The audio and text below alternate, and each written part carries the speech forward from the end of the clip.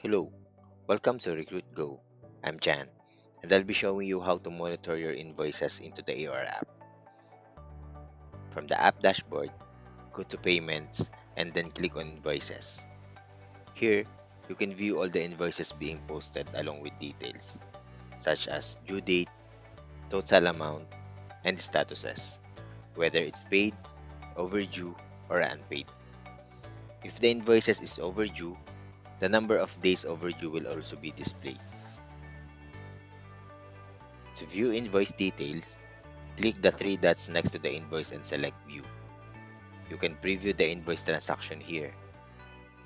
To export or download the invoice as PDF, click the Action button and select Export PDF. This is how you can monitor and download the invoices within the AOR app. Thank you for joining the quick tour and being a valued partner. If you need any help, you may reach us at support@recruitgo.com.